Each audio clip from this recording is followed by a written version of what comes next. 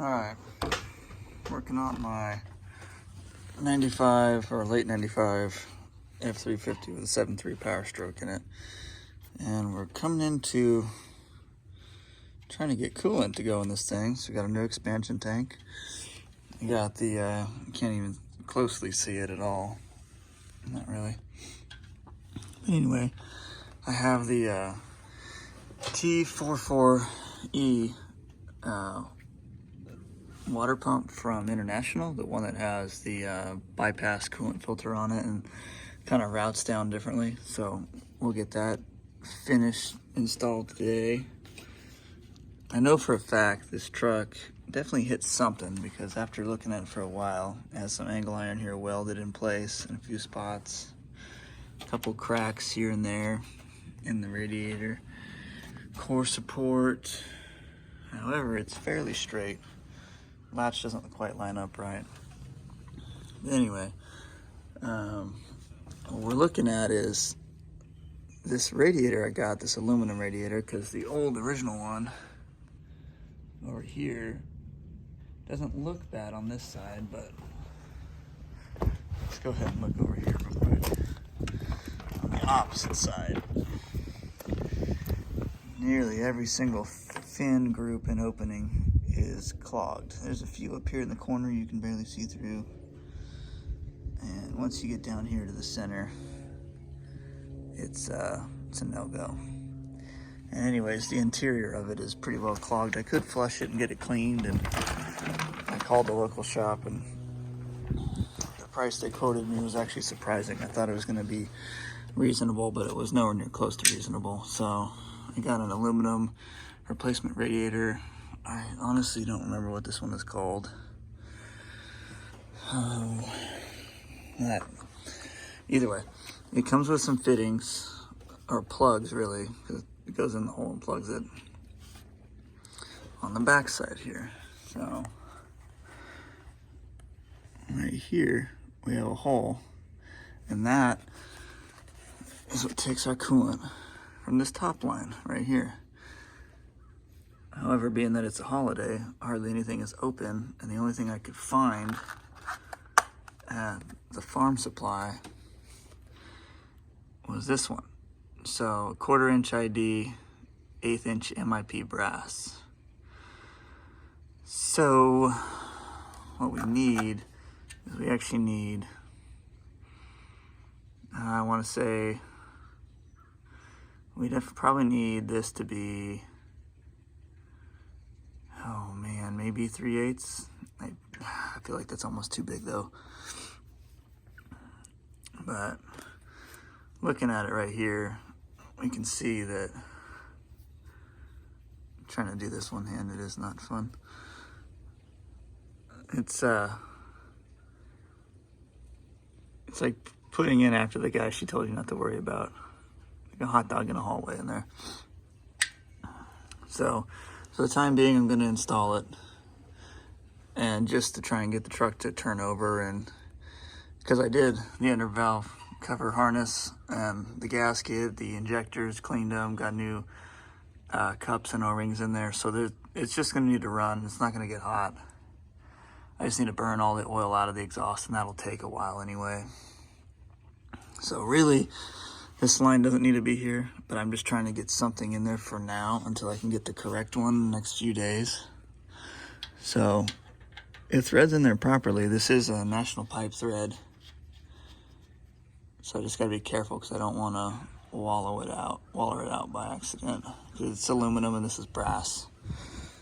Good thing is they're both non-ferrous metals, so there shouldn't be any reason for corrosion between the two of them. And then we'll go down to the bottom side and we'll look at getting the lower radiator hose, because it crimps up, it like creases real bad. And I have a splitter piece that I need to put down in between them. So I need to do that. And then on the water pump, there's a little threaded hole down here. If I can get my hand in there, over there. And of course it won't zoom in. There it is, right there, a little hole. So it's for like a temperature sensor. However, it's right where the belt is. And that just won't work at all. So for now, I have some JB Weld that will go in there. And if I ever need to fix it and put a sensor there for no reason, it is JB Weld, and I know that size is an 1/8 inch, so we could tap it back out. But for now, we need to seal that up so that way we don't leak. And you can kind of make out the filter down there, the Baldwin filter. Here's the new International Harvester water pump, new serpentine belt, new elbow up top, the diesel sight silicone upper, which you need to adjust.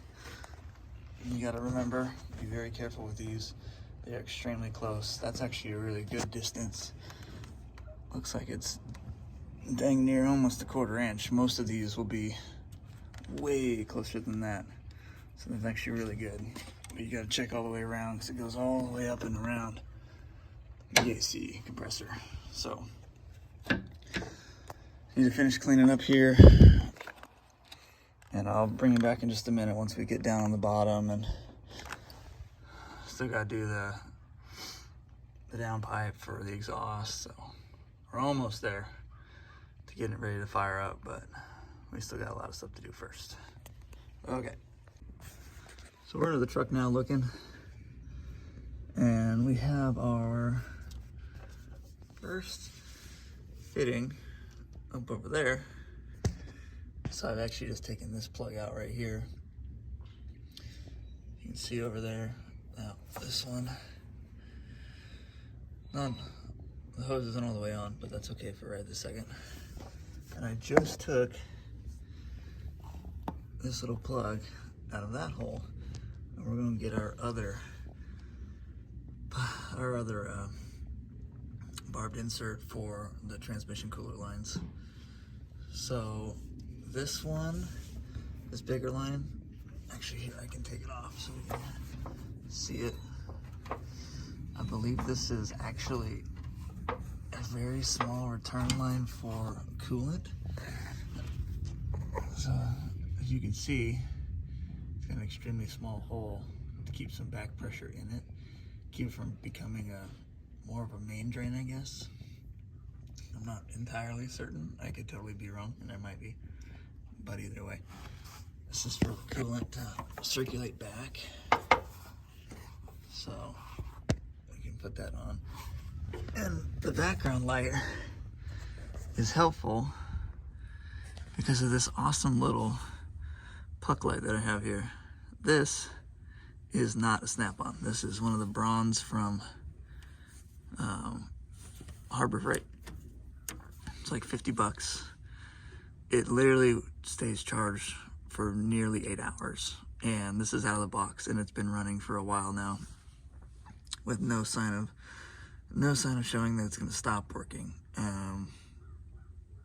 The best part to me, it's just me, is that it starts on the lowest setting and then goes to the highest. So if I can find that button, there it is. That's off, low, and now high, just like any other puck light. It probably lasts just a few hours, but it's rechargeable USB-C. And honestly, for 50 bucks, I have 4 of them, and they're awesome. At the same time, it's not like a snap-on one that you're gonna be nervous about leaving under a car and driving down the road and someone else finding. So honestly, they're pretty freaking sweet. If you do anything like this, I'd highly recommend it. So I need to figure out these hoses because we're getting all kinds of bound up. Oh, real quick, back to the diesel sight cooler, the lower radiator hose line. So in order to get it where it needs to go, it puts a big old tight bend up here, and then it still doesn't have the right angle on it down here. So then when you try to square it up, it causes weird kinks everywhere else. And it's just, I gotta figure that out. Oh, right here you can see a good view of the 6L Powerstroke radiator fan. You just take off the old one, plug it to the clutch, and then, not plug it, sorry. You bolt it to the old fan clutch and then goes right back on. It's awesome. Moves a ton more air. It's not as dangerous as having a metal one in there that will slice your fingers off. This will still slice your fingers off, but you'll notice first rather than just losing them. Under here also, went to a milling low pressure oil pump up under there. Harmonic balancer, I haven't noticed anything bad with it. These aren't notoriously known for going bad. I like the 6VT Cummins balancer. If this one does go out, I'd probably get a fluid damper just like my 12 valve. Really, that's it. And then my IDI, that thing doesn't, throw a rock at it and it starts and it'll run forever as long as it has fuel. Okay, let's go back to hooking up these lines and we'll finish up under here, and or we won't finish, but we'll finish up the small lines and then we'll work on this big line because we got some weird routing of stuff here that's not going right. So we'll figure that out. Alrighty. So I was just looking, because this is a hose from under the truck for the transmission cooler lines. See the caps I pulled out, plugs. And I was looking for some fuel hose over there that'll work for ATF. And I think I found some, but then I looked in a box that I have.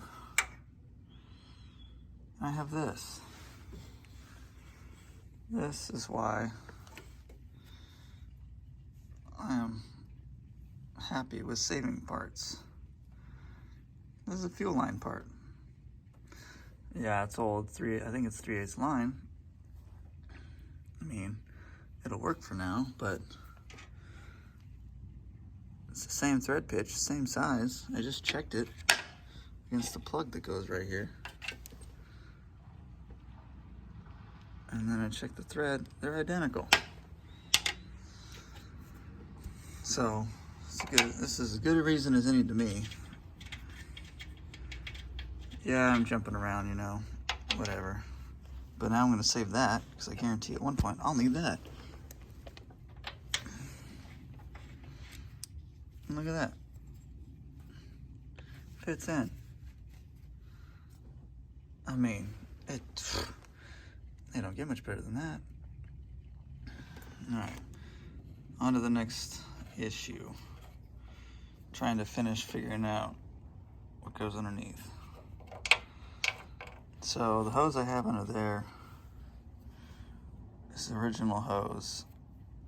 It is extremely stiff. Yeah, I cut it to get it off, but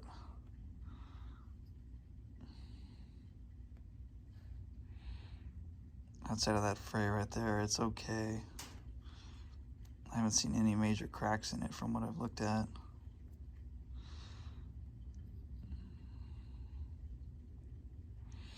For just running the truck. But right now, just getting the truck running again. We're not going to be towing heavy. We're not going to be running crazy horsepower through any of this. I mean, there's still a little bit of wiring I need to do after getting the new harness on there and the oversized H-pop reservoir. So we'll figure out the fuel hose or the ATF coolant line hose real quick and see if that'll work. And then we'll look at it again.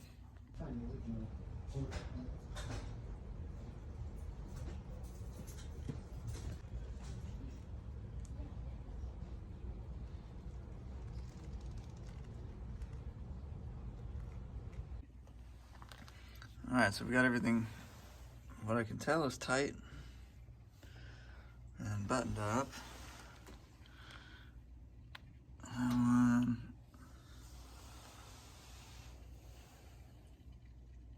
in there's tight.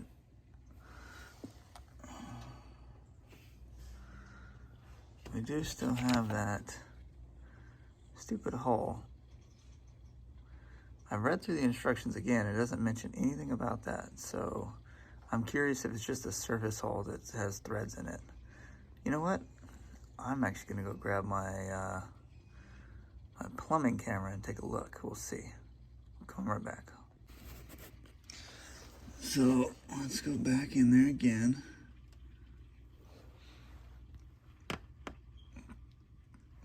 It's pretty blurry, but To me, it looks like it's empty. It doesn't go all the way through into the more or less water jacket of the thermostat housing. So we'll just fill it up for now. And if it starts leaking, then we'll fix it. Otherwise, we will just leave it alone. So I have concentrate of coolant and distilled water. And that's just a whole nother thing that I might add in here, I may not, but concentrate is $2 more. So from Tractor Supply, or sorry, whatever, Tractor Supply, it was like $13 per 1 gallon jug of concentrate. And then it was $1.59 for a gallon of distilled water. Mind you, the 50-50 blend was $11. However, you're paying for half of that to be water.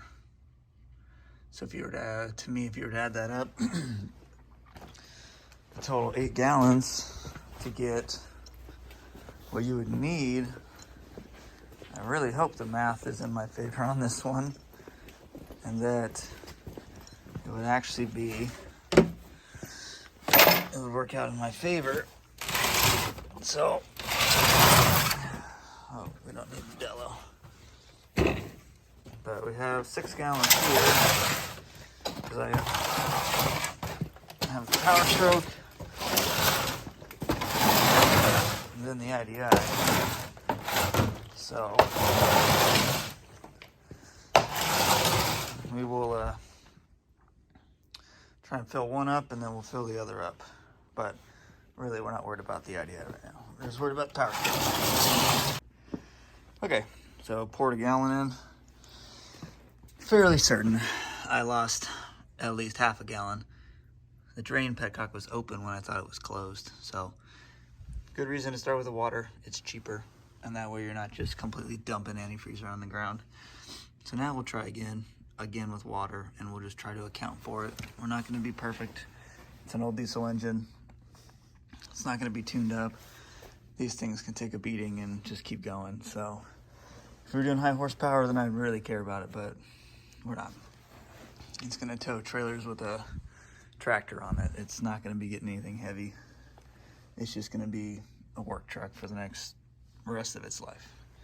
So we'll try again, and then we'll move on to the coolant. So we're up here under the truck, checking out my fuel system, and it's 2 Walbro pumps. I don't remember the exact ones, but they're stock OE replacements for the Super Duty pump, not the 6-liter. Got some cat filters back there, a couple of Napa bases I welded to the bottom of the bed frame there. Power ground. It's fed back there by a 5/8 line. Comes into 2 1/2-inch lines for each pump out of the water separator. And then it comes into both of them. And then you go back out a 1/2-inch, or those 3/8. I can't remember. They might be 3/8 actually. And they go back out to 3/8 to the fuel filter, and they come out. That's what it is, a 1/2-inch line all the way down. It's kind of bellowing here, but I just got to pull it tight and secure it up, and then we'll go up to the front and hook it up to the regulator. And then we have a 3/8 return on my CNC fab returnless system. So that goes back to the tank, which is a single 38 gallon with a sump back there. So should have plenty of fuel for whatever I need. But really this was just the wiring right here. Finally did it. It's been sitting like this for months, and I finally had time to do it. It's a universal bracket here. I don't really like it actually. A piece of rubber to absorb vibrations, but I'm pretty sure that stupid thing will fall out. So I don't really like the way I have it set up. I'm going to change this bracket, but we'll get to that later. Until then, Gotta keep chasing leaks out of that transmission. Pretty sure it's rear seal on it. And then probably the gasket for the pan. So that will be the very next part whenever I get time to work on this truck compared to working on the old Dodge and finishing up the downpipe. Then she's ready to fire up. So yeah, we're getting there slowly. All right, so today coolant is still holding. We have no leaks. Got a low amp charger on the batteries. It's Harbor Freight special. All right, oil is in the pan. I first drained it out and ran a tiny little bit of clean oil through just to make sure the pan was empty and clean all the way. Now we need to tighten some fittings. Still need to get the downpipe on. However, I'm going to work on getting the fuel lines up here and then we'll work on the downpipe next. It's pretty windy today, so I don't know if you'll be able to hear it very well, but I'll do my best. We're inching closer. Good thing about it so far. Oh, and we still need to do the transmission, but we'll get to that. So you can see the fuel lines hanging low over there. So we'll pull them up tight, get them tied up into the frame rail, and then bring them up here into the engine bay. Our 1/2-inch line is going to feed right into there, and then our return is down there on the bottom. It's a 3/8, that's a 1/2-inch feed. And we're going to have this set once we're ready to fire up the truck and pressure test the system. We're going to try to have it around 75 pounds. Okay, so look at that here. So we got a little body line issue. Wonder if it stems from that. However, we have the lights on. Don't mind the headliner. We'll get to that later. Door panel needs to be put back on. You can see how we're holding in place now. Oh well, it works. Whatever. All the electrical that I've been doing, and then this is our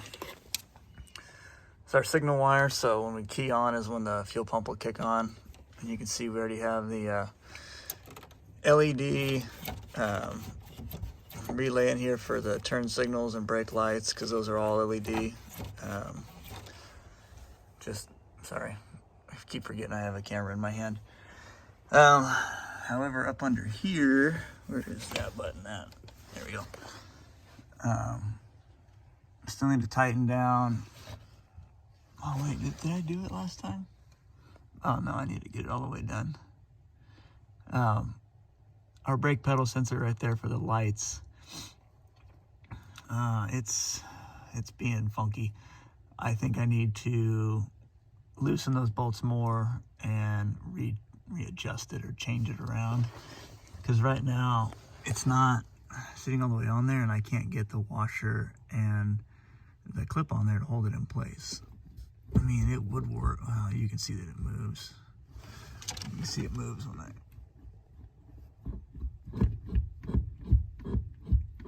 But whatever. We'll get all that tightened and it'll be fine. I just need to figure out what I'm going to do with that first. You can see all the dust up under here, a little bit of surface rust and old hornet's nest, mud dauber nest everywhere. But yeah, I pulled this out of my buddy's back 40 behind his big old barn out in West Texas. And yeah, so we gotta, not that they didn't treat it right, it's just it was an old farm truck and it was a 2-wheel drive service truck for all the combines and tractors, and so there were some farmer's fixes along the way, but we'll get to all that. We'll get it all situated back out straight. See some of the door hinges here all messed up, worn out. So I have some new ones, but we'll get to those last. But we do have, I don't have the keys. Oh, there it is right there. But we do have power. I have the batteries hooked up. Lights turn on. Nice and bright. Everything works so far. Seat is shot. Need to find a new pad for it. I think one of those companies online that sells stuff like CP Addict. I think they have some, but they're just crazy expensive. Back seat is just dirty. We'll get that clean, try and remove some stains, but overall the truck isn't like completely trashed. That is a piece of plexiglass back there. But we'll get that rear window swapped out and have a little 30-gallon transfer tank back here. Don't mind all the crap, these are inner fender liners for it, but fifth wheel hitch right, not fifth wheel, gooseneck hitch right there. And then the F-150, but we'll check out those axles later. Anyway, back to this old girl. LMC truck, rear light. Pretty sweet, actually.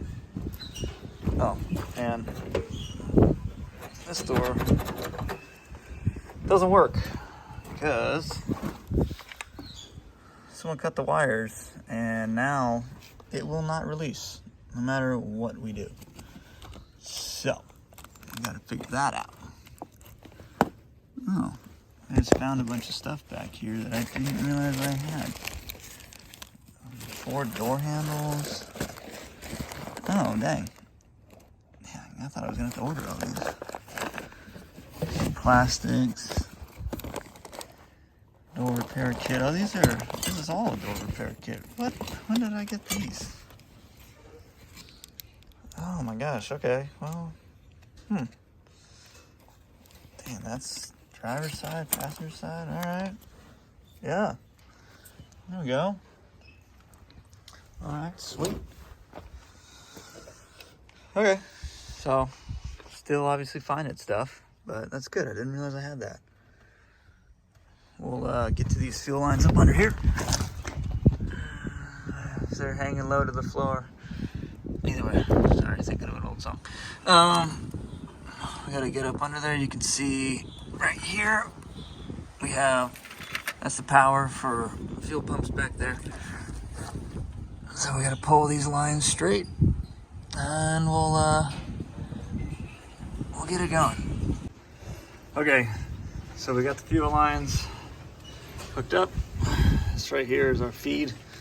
This is our return down here. This is our supply over here. It goes down to the CNC fab head, which technically is a returnless system. So it branches out to the back of the head and branches out to the front of the head. This is a, oh, what is that? Something white, oh, it's a white Rogers. I gotta swap out. Gotta swap these over right here. Of course, that was falling down in there. Typical. Okay, whatever. We'll get that out in a minute. So this is an aftermarket wiring harness for a 7.3 Powerstroke. So I've got everything plugged into it. New power wires for glow plugs.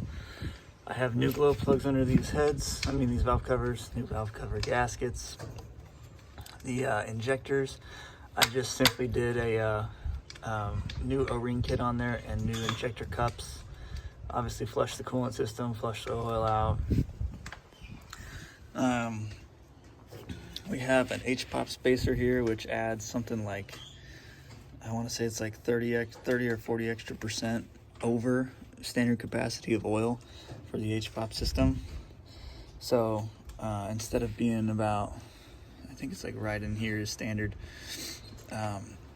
it'll be filling up this extra, I think it's 100 cc's of fluid.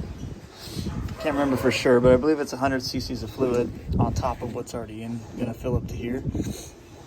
So with that new melting pump down there on the bottom, what that's gonna do is it's gonna move out more fluid, so it's gonna be higher volume but at a lower pressure. So my gauge will probably read a little lower than normal, which is perfectly fine because everything I've read recommends the melting pump over the stock international pump. And then we have HVAC crossover lines, just some silicone boots everywhere. I rebuilt the turbo. That's a 1.0 aspect ratio instead of the 1.15. As you can see, we have some riff-raff up pipes down there as well, because mine were blown out. In the back here, I don't know if you can see it, but we have the upgraded banjo bolts for the fuel system as well, so they flow more fuel. We did the Hydro Boost right here, and we have, you can't really see it very well, but we have a Hydro Boost pump. So it has the 2 return lines. Actually, you can see it right here. The upper return line, and then the lower is down here. Our feed line on the side. Previous video, aluminum radiator. We have, if you can see it, so there's the aluminum radiator, but we actually have the 6.0 Powerstroke transmission cooler in there, the 38 row, I believe. So that'll really keep that transmission nice and cool. Also, it adds extra capacity. Still got to get under there and drain the pan and put a new gasket and filter in it, and then refill it. And then we'll get to the downpipe. And we need to fill up the Hydro Boost system with ATF for power steering. I think that's all we're remaining right now. I can't think of anything. Standard alternator, it's doing just fine.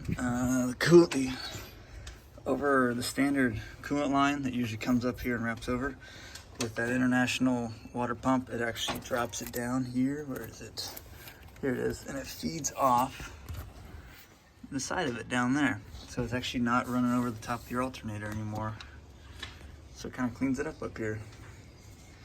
I do not have all that valley crap. This will organize up a little nicer here in a little bit, but I gotta get to that. So I'm undoing the 10mm bolts, and they were all extremely loose in this pan. Regardless of that fact, I'm gonna go ahead and change the gasket and the filter. Fluid coming out is beautiful red, but then again, similar with when I got this truck, and it was leaking from the oil cooler up there. Basically, my buddy was always just topping off oil and transmission fluid, so in reality, it had clean oil when I got it for a 300,000 mile truck that was on a farm. I mean, I did an oil change and it came out like brand new. So even when I was working on the H-pop up top, beautiful brown oil. It wasn't dark at all. So, and then when I did the injector cups, I mean, top of the motor was just spotless clean, not an ounce. I mean, not a drop of sludge anywhere. So I'm assuming the same for the transmission here, that, you know, it was a work truck on the farm. So always being topped off. It was low, shifting weird, throw more training fluid in it. So we're gonna try to get it back to original. And it's pretty windy, so if there's some issues with sound, I'll correct it later. But I got about half of the bolts out. It's a 10mm. I think there's 14 of them. I don't know, but it doesn't really matter. It's a 10mm. Get all of them out, let it drain, and then we'll go from there. All right, that turned into quite the debacle. So I've got it cleaned up, the pan, just hand tight now with a 3/8 ratchet. New filter in there, the old gasket in there I had to pull out with a pick. It was just absolutely trashed. That's probably why it was shifting weird, because it was probably drafting for ATF and just leaking around it and draining down. All the bolts were loose, so it was losing ATF all the time. But we got it. Now we'll kind of clean up under here, spray it down, and then we'll go up top, throw in fluid, and then we'll just be done, because I'm running out of daylight.